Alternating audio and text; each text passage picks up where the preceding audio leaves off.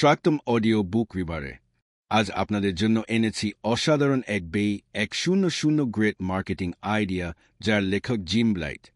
আপনি যদি ব্যবসা, ব্র্যান্ডিং বা বিপণনের দিকে সাফল্য অর্জন করতে চান, তাহলে এই বইটি আপনার জন্য দারুণ সাহায্য খেতে পারে। বইটিতে 100টি সেরা মার্কেটিং আইডিয়ার সংকলন রয়েছে, যা বাস্তব জীবনে সফল কোম্পানি ও উদ্যোক্তাদের দ্বারা ব্যবহৃত হয়েছে। প্রতিটি আইডিয়া সহজ ভাষায় ব্যাখ্যা করা হয়েছে, যাতে আপনি তাৎক্ষণিকভাবে সেগুলো প্রয়োগ করতে পারেন। এই বই আপনাকে শিখাবে কিভাবে আকর্ষণীয় মার্কেটিং কৌশল তৈরি করবেন, কিভাবে গ্রাহকদের মনোযোগ আকর্ষণ করবেন, কিভাবে প্রতিযোগিতার বাজারে নিজেকে আলাদা করবেন। তাহলে চলুন শুরু করা যাক 100 গ্রেট মার্কেটিং আইডিয়া এর দুনিয়ায় এক অনুপ্রেরণামূলক যাত্রা। Headphone open book. Idea number 10, ভোক্তাকে সম্মান করুন। মার্কেটারদের একটা বাজে স্বভাব হল সকল ভোক্তাকে এক মনে করা। ভোক্তারা সবাই আলাদা, স্বতন্ত্র। ভোক্তা তো আপনার দরজার পাত্র হতে হবে, খুব ভুল করি। প্রতিযোগিতায় অনেক মার্কেটার এমন ধারণা পোষণ করে এবং কাজ করে কাস্টমারদের উপর। কাস্টমারকে সম্মান করার ধারণাটা এক বাক্যে আপনার কর্মীদের বুঝিয়ে দেওয়া কঠিন। কাস্টমারদের মূল্যহীন বা টাকার খনি মনে করা কর্মীদের জন্য সহজ। ডেভিড অলিভি ছিলেন বিজ্ঞাপন ইন্ডাস্ট্রির একজন অন্য কর্মধারা। তিনি রোলস রয়েসের জন্য বিখ্যাত সেই বিজ্ঞাপনী স্লোগান তৈরি করেন, ঘন্টায় 600 মাইল বেগে ছোট রোলস রয়েস গাড়ি ভোকারে কেবল একটা শব্দ শোনা যায়, আর তা হল ঘড়ির টিকটিক। এই স্লোগানের মাধ্যমে এক কথায় বুঝিয়ে দেওয়া হয়েছে রোলস রয়েস আসলে একটা প্রিমিয়াম গাড়ি। যাই হোক, তার প্রতিষ্ঠানের কর্মীদের প্রতি তার কিছু গুরুত্বপূর্ণ নির্দেশনা ছিল। তার মধ্যে অন্যতম ছিল দুটি। এক, ভোক্তাদের সাথে গাধার মতো না, বরং নিজের স্ত্রীর মতো আচরণ করো। বাজারের লোকেরা মনে করতে হবে যে ভোক্তারা বোকা না, তারা আমাদের মতোই মানুষ। দ্বিতীয়টি হল, বিজ্ঞাপনী আকর্ষণীয় ও মিম্বুতরূপ কাজ করবে, কিন্তু কিছু কিনবে না। অথচ দেখা যায় অনেক মার্কেটিং কমিউনিকেশনে প্রচুর মিথ্যা বলা হয়। দেশের সমস্ত মার্কেটিং ডিপার্টমেন্টে এ দুটো কথা খোদাই করে রাখা উচিত। প্রয়োগ ও মনে রাখতে হবে, আপনার ব্যবসার প্রতি আপনার যে নীতি, আপনার কর্মীদের নীতি সেরকম নাও হতে পারে। ও মার্কেটাররা প্রায় ভুলে যায় যে ভোক্তারাও মানুষ। তাদের মনে করিয়ে দেওয়াতে কোনো সমস্যা নেই। আইডিয়া নাম্বার 6, প্রোডাক্ট মার্কেট থেকে তুলে নিন। আমরা ডুয়েট থাকতে ডুয়েটের মজা বুঝি না। মাঝে মধ্যে কোনো প্রোডাক্ট একেবারে বিখ্যাত হয়ে যায়, আমরা সেটার ব্যাপারে চিন্তাভাবনা শুরু করি। বিক্রির চাপও শুরু হয়। ছোটখাটো অনেক প্রোডাক্ট দেখবেন যেগুলো এখন আর কেনা হয় না। কারণ এটাও মাঝে মাঝে প্রোডাক্ট উঠিয়ে নিলে বিরাট হিতগোল বাঁধতে পারে। উদাহরণস্বরূপ, কোকাকোলার যখন নতুন রেসিপির জন্য পুরনো রেসিপি বাদ দেয়, তখন এমন হয়েছিল। কিন্তু বোঝার মনোবাসনা বা পদক্ষেপ থাকলে তবে পূর্বেকার প্রোডাক্টের জনপ্রিয়তা ভাবতেই পারেন। সালাদ ক্রিম ব্রিটেনের ঐতিহ্যবাহী একটি সালাদ ড্রেসিং। স্বাদ এবং দেখতে থিকনেসের জন্য মেয়নেজের সমান। প্রায় 100 বছর যাবৎ ব্রিটেনে সালাদ ড্রেসিং হিসেবে এটি সুপরিচিত। বিশ্ববাজারে শীর্ষে থাকার পরেও ব্র্যান্ডটি তার স্থান ধরে রাখতে পারেনি। 2000 সালে হাইন্স ঘোষণা করে বিক্রি কমে যাওয়ায় তাদের সালাদ ক্রিম উঠিয়ে নেওয়া হবে। মিডিয়ায় দ্রুত খবর ছড়িয়ে গেল, জনগণ ফুসে উঠল। প্রোডাক্টের ব্যাপারে প্রচার শুরু হল। নাইট ক্লাবের আড্ডায় বিলি হতে থাকল। এখন ব্র্যান্ডটির নিজস্ব ওয়েবসাইট আছে। লঞ্চ শেষের আগে ভান হল, যিনি প্রোডাক্টের রেসিপি তৈরি করেছিলেন লঞ্চের পাতা উপহার দেওয়া হয়েছিল। পুরনো ব্র্যান্ড নতুন হয়ে বাজারে ফিরে আসে, স্প্যাগেটি নিকার, ব্লু ক্লাব চিপসের মতো। নতুন বাজারে ব্র্যান্ডটির রেসিপি স্বাদ বাড়ানোর কথা বলে বাজারকে ব্যবসার সুযোগ দেয়। এখন আর প্রোডাক্টটি উঠিয়ে নেওয়ার কোনো দরকার নেই। বিক্রি চূড়ান্ত বেড়ে গিয়েছে। ব্র্যান্ড প্রচারের হাইন্স প্রতি বছর কয়েক মিলিয়ন পাউন্ড বিনিয়োগ করছে। বিস্তৃত এলোমেলো বিজ্ঞাপন, বিভিন্ন সুবর্ণগোল এবং মজাদার বিজ্ঞাপন বানাচ্ছে। সালাদ ক্রিম আবারও ফিরেছে মিলেন। প্রয়োগ ও এই পদ্ধতি কেবল মননশীল ও চেনা প্রোডাক্টের জন্য। মিডিয়াকে অবশ্যই সঙ্গে থাকতে হবে। প্রচার ছাড়া জনগণ ফুসে উঠবে না। খেয়াল রাখতে হবে যেন মানুষ এমন প্রচারণাকে প্রহসন না ভাবে। ও চিন্তা করতে হবে কিভাবে প্রোডাক্টটা আবার চাঙ্গা করে তোলা যায়। হাইন্স যেমন সালাদ ক্রিমের বিভিন্ন নতুন ব্যবহার, নতুন রেসিপি হাজির করেছিল। আইডিয়া নাম্বার 2, মার্কেটিংকে মজাদার করুন। আপনার প্রোডাক্টের প্রচার করতে হলে কাস্টমারদের আকৃষ্ট করতে হবে। সাধারণ বিজ্ঞাপনের তুলনায় যদি কিছু মজাদার উপায় ব্যবহার করা যায়, তাহলে সেটি মানুষের মনে বেশি দাগ কাটবে। আপনার বার্তা যদি সহজে, আকর্ষণীয়ভাবে এবং বিনোদনমূলক উপায়ে কাস্টমারের কাছে পৌঁছায়, তাহলে সেটি বেশি কার্যকর হবে। ব্যবহারকারীদের মনোযোগ আকর্ষণ করার জন্য আপনার ব্র্যান্ডের উপস্থাপন হতে হবে সহজবোধ্য ও উপভোগ্য। ব্র্যান্ডের সাথে যদি মজাদার অভিজ্ঞতা জড়িত থাকে, তাহলে সেটি মানুষ সহজে মনে রাখবে এবং অন্যদেরও জানাবে। শুধু সিরিয়াস বিজ্ঞাপন না দিয়ে মাঝে মাঝে কিছু ভিন্ন উপায়ে প্রচার করুন, যা দর্শকদের আনন্দ দেবে এবং তাদের মনে থাকবে। আপনি যদি ব্র্যান্ডকে দীর্ঘমেয়াদে জনপ্রিয় করতে চান, তবে অবশ্যই কাস্টমারদের জন্য এমন অভিজ্ঞতা তৈরি করুন যা তারা উপভোগ করবে। র্যাডিসন হোটেল একটি জনপ্রিয় আন্তর্জাতিক হোটেল চেইন। তারা তাদের কাস্টমারদের জন্য ভিন্নধর্মী অভিজ্ঞতা তৈরি করতে চেয়েছে। এই জন্য তারা অতিথিদের জন্য বিশেষ কিছু পরিকল্পনা করে। উদাহরণস্বরূপ, তারা প্রতিটি রুমে ছোট ছোট প্লাস্টিকের হাঁস রাখত। অতিথিরা গোসলের সময় এগুলো পানিতে ভাসিয়ে মজা পেত। সেই সাথে হাঁসের গায়ে লেখা থাকত, চাইলে আপনিও একটি হাঁস নিয়ে যেতে পারেন। এতে অতিথিরা হাঁস নিয়ে যেত, যা পরবর্তীতে তাদের কাছে র্যাডিসনের স্মৃতিচিহ্ন হিসেবে থাকত। এর ফলে অতিথিরা অন্যদের কাছে এই মজার অভিজ্ঞতার কথা বলত এবং পরোক্ষভাবে র্যাডিসনের প্রচার হতো। এটি একটি সাধারণ কিন্তু কার্যকর মার্কেটিং কৌশল। প্রযোগ: কিছু মজাদার কৌশল ব্যবহার করুন ও এমন কিছু করুন যা সহজেই মানুষকে বলা ও শেয়ার করা যায়। ও ব্র্যান্ডের অভিজ্ঞতার সাথে সংযোগ রাখুন, যাতে মানুষ সেটি দীর্ঘমেয়াদে মনে রাখে। ও কী বার্তা দিতে চান সেটি পরিষ্কার করুন এবং সঠিকভাবে উপস্থাপন করুন। আইডিয়া নাম্বার 7: সঠিক জায়গা খুঁজুন। মাঝেমধ্যে সরাসরি কাস্টমারদের কাছে পৌঁছানো কঠিন, বিশেষ করে যখন আপনি চান আপনার প্রোডাক্টটি ইতিহাসে আমদানি হিসেবে প্রতিষ্ঠিত করতে। সকল কাস্টমারদের একসাথে একটা প্রোডাক্ট ব্যবহার রীতি করানো কঠিন। অন্যরা করলে আমি করব। অনেক কোম্পানি শেষের ভাগে আর প্রচারণা প্রক্রিয়া সব ছেড়ে দেয়। বেটাম্যাক্স ভার্সেস ভিএইচএস বিশেষ হোম ভিডিও সিস্টেম এর ক্ষেত্রেও এমন ঘটেছিল 70-80-এর দশকে। ভিএইচএস প্রতিযোগিতার চেয়ে আরও বেশি বেটাম্যাক্স প্রযুক্তিগতভাবে অনেক গুণ দিয়ে ভিএইচএসকে ছাপিয়ে ভালো ছিল। আসল ব্যাপার হল কে তার প্রোডাক্টকে কাস্টমারদের সামনে আদর্শ হিসেবে তুলে ধরতে পেরেছে। 1908 সালে জর্জ ওয়েস্টিংহাউস এয়ার ব্রেক উদ্ভাবন করেন। রেলের গুণগত মানও উন্নত ছিল, কিন্তু এটা প্যাসেঞ্জার সার্ভিসে রেলের পথচলা সহজ পদ্ধতি বলে মনে করা ঠিক, কিন্তু ধারণাটা কঠিন। ট্রেনের কেবল চালনাকে নেই বরং আরও কঠিন। পেছনের বগি সব লাইনে যুক্ত থাকলে আবার শেষের দিকে সব কাজ করে, বইটি কথা নিরাপত্তার জন্য ব্রেক প্রয়োজন করতে হবে। ট্রেনের বৈদ্যুতিক বিভাজন বা কেবল দিয়ে কাজটা হওয়া সম্ভব হয় না। কিন্তু এড বেল কোম্পানিরা কিভাবে একসাথে মানানসি যায়? ওয়েস্টিংহাউস দেশে বেলপত্র হিসেবে দেখানোর দেন রেলগাড়ি মূল কাঁচামাল শিখানো। সেমিনারের দিকে রেলগাড়িগুলো মাঝে গেলে তখন তারা নিজ উদ্যোগ কিপারদের সংগঠনে সাহায্য করতে পারবে, যা পূর্বে জানা ছিল না। কিপারদের বেল বটনের সঙ্গে যুক্ত একটি প্রযুক্তি ছিল পরিষ্কারভাবে। ট্রেন অপারেটরদের কাছে বোঝাতে হলে সব বেল কোম্পানিগুলো পশ্চিমের বাজারগুলোর সুবিধা গ্রহণ করলে পূর্বের সব বেল কোম্পানিগুলোকে একই স্থানে নিতে হত। লাইন চিহ্নিত প্রতিযোগিতার বন্ধ প্রক্রিয়া তৈরি করতে হত। ওয়েস্টিংহাউসের বাজারীকরণ বোঝাতে সমস্ত নতুন পদক্ষেপ গ্রহণ করতে হত। এতে কোম্পানির সব বেল প্রতিষ্ঠান পদক্ষেপ গ্রহণ করতে হত, যার ফলে সর্বশেষে ওয়েস্টিংহাউস এয়ার ব্রেক গ্রহণ করতে হল।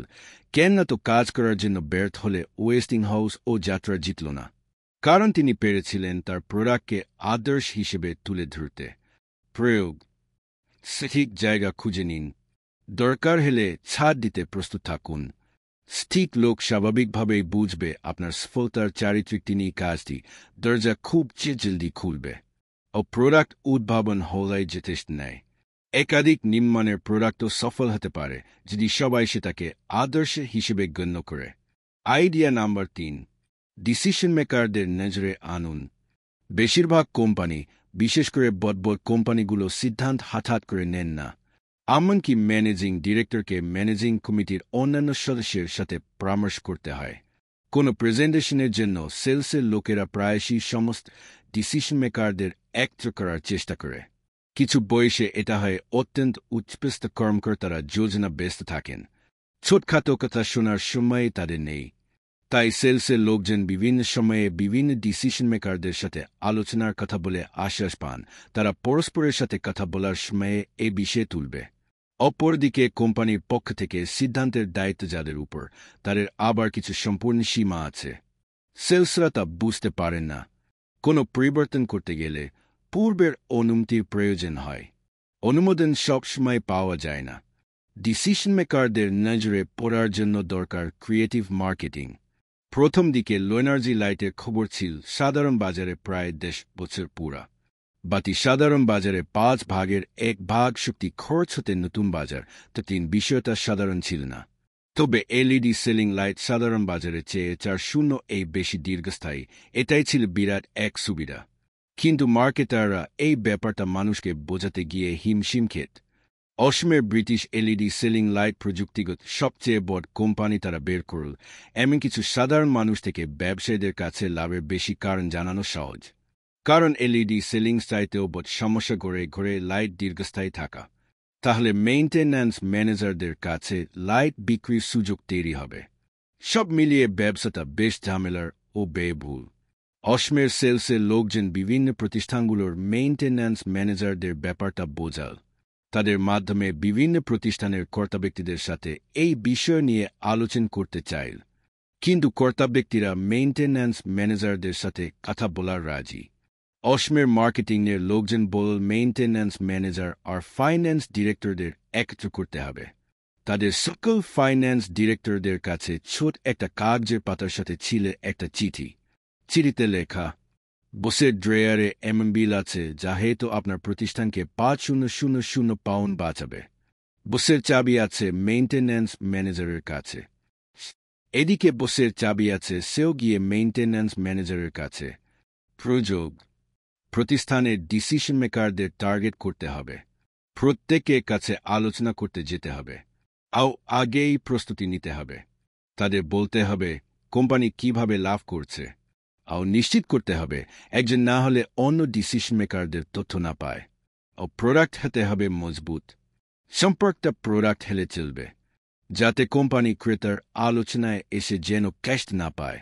আইডিয়া নাম্বার 01, প্রোডাক্ট ফ্রিতে দিয়ে দিন।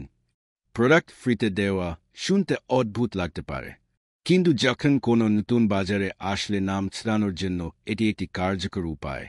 একটি প্রোডাক্ট বাজারে একেবারে নতুন হলে অনেকে তা ব্যবহার করতে চায় না, কারণ তারা সেটি নিয়ে সন্দিহান থাকে।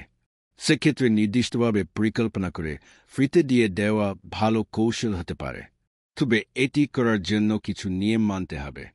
ফ্রিতে দেওয়া প্রোডাক্ট যেন এমন কিছু হয় যা মানুষ দীর্ঘমেয়াদে ব্যবহার করতে পারে বা সেটির কিছুটা নির্ভরশীলতা তৈরি হয়। যেমন কোনো পণ্যের ছোট সংস্করণ ফ্রি দিলে ব্যবহারকারীরা আস্তে আস্তে মূল সংস্করণটি কিনতে আগ্রহী হবে। অনেক বড় কোম্পানি এই পদ্ধতি অনুসরণ করে, বিশেষ করে যেখানে প্রোডাক্টের দাম তুলনামূলক কম কিন্তু ব্যবহারের ওপর নির্ভরশীলতা তৈরি হয়। উদাহরণস্বরূপ, গাড়ির স্পেয়ার পার্টস ব্যবসায় একটি নির্দিষ্ট পার্ট ফ্রি দিলে পুরো গাড়ির অন্যান্য যন্ত্রাংশ পরে বিক্রির সুযোগ তৈরি হয়। জিলেট কোম্পানির প্রতিষ্ঠাতা কিং সি. জিলেট সেফটি রেজার উদ্ভাবন করেন। প্রথমে তিনি শুধু রেজারের হাতল বিক্রি করতেন, কিন্তু পরবর্তীতে তিনি বুঝতে পারেন যদি রেজার ব্লেডের উপর নির্ভরশীলতা তৈরি করা যায় তবে মানুষ বারবার ব্লেড কিনবে। এই জন্য তিনি রেজার হ্যান্ডেল কম দামে বা বিনামূল্যে দিতে শুরু করেন, যাতে পরে গ্রাহকরা বারবার ব্লেড কিনতে বাধ্য হয়। এই কৌশল এতটাই সফল হয় যে আজও এটি অনেক ব্যবসার জন্য আদর্শ মডেল হিসেবে ব্যবহৃত হয়। বাজারে নতুন প্রোডাক্ট আনতে হলে প্রথম ব্যবহারকারীদের সেটার প্রতি নির্ভরশীলতা তৈরি করতে হবে। যেমন প্রথমে কিছু ফ্রি দিয়ে মানুষকে সেটার সঙ্গে পরিচিত করানো, তারপর ধীরে ধীরে সেটার বাজার মূল্য বৃদ্ধি করা। প্রযোগ, এমন প্রোডাক্ট বেছে নিন যা মানুষের দৈনন্দিন জীবনে দরকারি। যদি পণ্যটি এমন হয় যা একবার কিনে দীর্ঘদিন চলে, তাহলে ফ্রিতে দেওয়ার দরকার নেই। ইলেকট্রনিক্স বা সফটওয়্যার প্রোডাক্টের ক্ষেত্রে ট্রায়াল ভার্সন বা সীমিত সময়ের জন্য ফ্রি ব্যবহার দেওয়া যেতে পারে, যাতে পরবর্তীতে তারা পুরো ভার্সন কিনতে আগ্রহী হয়। Idea number 8, value added service যুক্ত করুন। যে ব্যবসা করতে চান, প্রতিদ্বন্দ্বী পাওয়ার বেশ সম্ভাবনা আছে। কাস্টমারদের দৃষ্টিভঙ্গি থেকে এক সমস্যা বিভিন্ন সমাধান সম্ভব। মনে করুন একটি মাল্টি সেন্টারে থাকেন তো মানুষের দরকার হতে এসেছে, কিন্তু দেখছে যে কোনো প্রতিদ্বন্দ্বী নেই। মনে রাখতে হবে, আপনার সিনেমা হলটি কিন্তু প্রধান সেন্ট্রালাইজড মতো, কোথায় গুলতানে যাব অথবা স্টিক সমাধান দেয়। তাই এমন কিছু দিন যাতে কাস্টমারদের চোখে আপনাকে প্রতিদ্বন্দ্বীদের থেকে আলাদা করে তুলতে। সব কাস্টমারই না, যে কাস্টমারকে আপনি আকৃষ্ট করতে চান। 1955 সালে পিটার বাজুট প্রতিষ্ঠা করলেন পিৎজা এক্সপ্রেস। ইতালির বাইরে পিৎজা পাওয়া যাবে মানুষের ভাবতেও পারেনি, তখনও তো পিটার প্রকৃতপক্ষে কোন প্রতিদ্বন্দ্বী ছিল না। প্রথম দিকে বাজুটের আইডিয়া ছিল ডান লিনিয়ার সাথে অতিরিক্ত কিছু দেওয়া। দেশের রক্ষণ তিনি জ্যাজ ব্যান্ডকে গান গাইতে লাগিয়ে দিলেন, অনেক নামকরা জ্যাজ ব্যান্ডও যুক্ত হয় সেখানে, তাহলে সেই পিৎজা এক্সপ্রেসও আনকেই। এখনকার দিনে তো স্ট্রিট ক্যাট প্রাইজ গানের আশ বসে যায় সুযোগ। পিটার বাজুটের হাত ধরা বিষয়টা হলো, এখন স্ট্রিট ক্যাট টার্গেট ব্র্যান্ডে আর্ট পজিশন করা মানুষ। পিটার এক্সপ্রেসের একটি সদস্য ক্লাব আছে, সদস্যদের থেকে একটা ফিও নেওয়া হয়, বর্তমানে বছরে 4-5 পাউন্ড।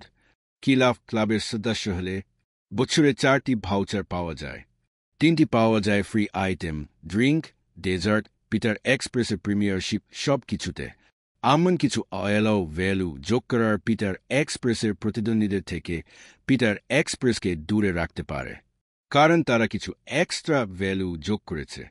চড়া দামের কারণে অল্প টাকার কাস্টমারদেরকেও দূরে রাখতে পারে পিটার এক্সপ্রেস।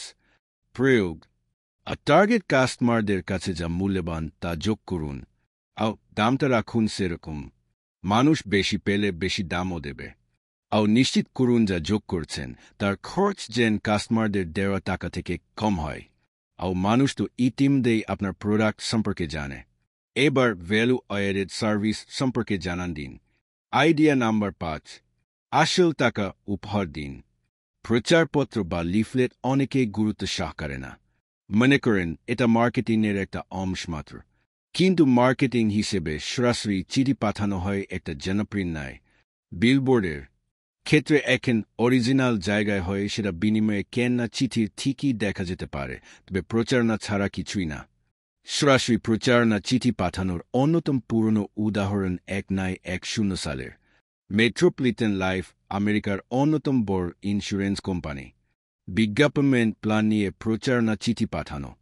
চিঠিগুলোতে ছিল 1 সেন্টের পয়সা, দেখেন 1 সেন্ট অনেক বড় না। চিঠির ভিতরে টাকার পয়সাটা ধরে রাখতে লাগত।